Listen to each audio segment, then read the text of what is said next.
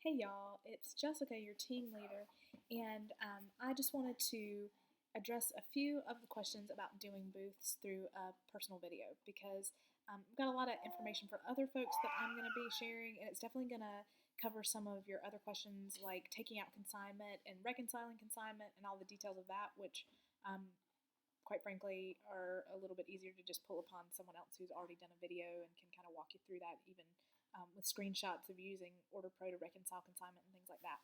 But I did want to address some of the questions that you had left in the comments from last week when I talked about doing this series this week.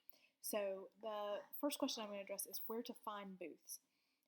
I would highly recommend to get in touch with your local chamber of commerce because they're going to know about any major town events like holiday craft fairs that are kind of community based. They're going to know about summer festivals. They're going to know about fall festivals, things like that that should be listed with your chamber of commerce, and your maybe even your parks and recreation would be a great place to start.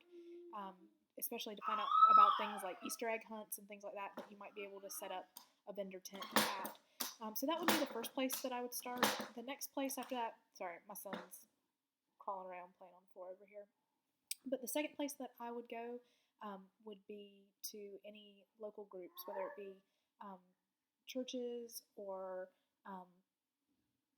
any local like Rotary Club, even like your local armory. Sometimes they have craft events and stuff like that, and just check about their calendar of events for the whole year. This is great to do in January so you can kind of map out, but even in March, you've still got plenty of the year left to jump on those kinds of things. And also check with other direct sales consultants, not necessarily an Usborne consultant, but your other direct sales consultants, especially those that have been doing it for a while, are going to know about events in your area.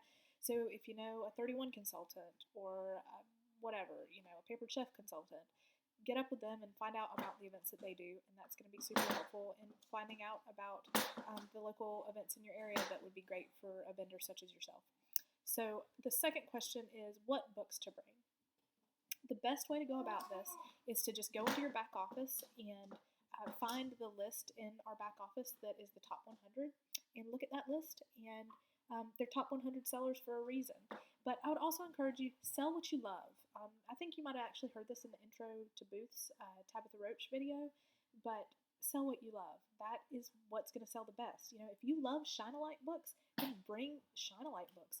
If you love Muddle and Match books, bring that. If you're passionate about teaching kids to read, then bring some of the Start to Read packs and the very first reading sets and promote that. I always encourage people to have one of our wind-up and pullback books available and kind of put them out in front and display them. That's the way you're going to draw people into your booths. When they see those little cars running around in the book, they're going to want to just stop and play with it. I've had kids want to race me with the race cars and different things like that, and so it's a fun thing to draw people into your booth. And so definitely have a couple of those on hand. But otherwise, just go through the top 100. As far as how many of each book to bring, it really depends on the size of your event. And that's another key. When you sign up to do an event, it's super important for you to find out about how big that event is. Ask them, has the event been growing each year? That way, if you can expect more than what they had last year, and then kind of gauge from that what kind of business you might do. When you take out consignment, you need to take out a minimum of $500 in order to do that. If it's less than $500, I would encourage you to maybe just make a large purchase to sell. I do always encourage to try to bring cash and carry books to any event that you do. Can you make people order online and have success at that? I'm sure that you can, but honestly, people want to be able to walk away from your booth with something, and that's going to be your most success as far as selling at an event. Now, there are other ways to be successful at an event, and I want you to really primarily look at doing booths as a way to get out in your community, to get people to know about Usborne, about the amazing things we're doing for literacy, to connect with people, people who might benefit from some of our programs, people who are going to want to invest in the lives of their children through our great books. And so this is a lot about networking, just as much as it is about selling books. And also that'll depend on the event. Some events are just better for selling books at than others, and you'll have to kind of keep that in mind when you book an event. So it is kind of an event by event thing. If it's a small event, it might be better for networking, but it also could be great for selling books too. So it really just depends. So do some investigating when you set up an event. Talk to the people that are putting it on, and talk to people that have done the event before. Not necessarily Usborne, obviously, but um, other direct sales people or other craft vendors that you might know that are going to be at the event.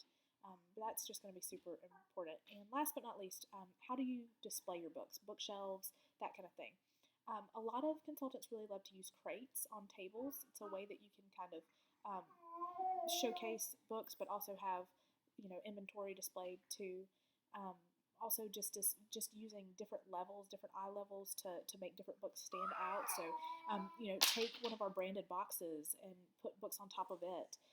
Always, always, always try to make sure that the whole cover of a book can be seen. But you're really free to do whatever. We don't have standard issue booth event bookshelves, and so there is kind of a wide array of how consultants do it. But you really want to feature the books. Make sure that anything you have, whether it be tablecloth or anything, is really accentuating the books rather than maybe washing a cover out by using a certain color. Purple really tends to make our books pop, so stick with that if you're going to sit it on something like a crate or something. Although green tablecloths and things like that can be really great too.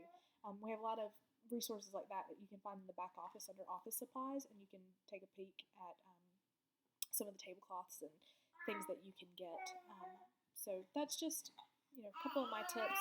I'll probably be back later in the week to share a little bit more, and we're going to be going through how to take out consignment, how to reconcile consignment, and all that good stuff. So I hope that all your questions are going to get answered, and if they aren't, be sure to ask them, and if I don't know the answer, I will find you the answer. So I love being your team leader. You ladies are awesome. So ask away in the questions about, in the comments. Ask the questions that you have. So thanks, ladies. Bye.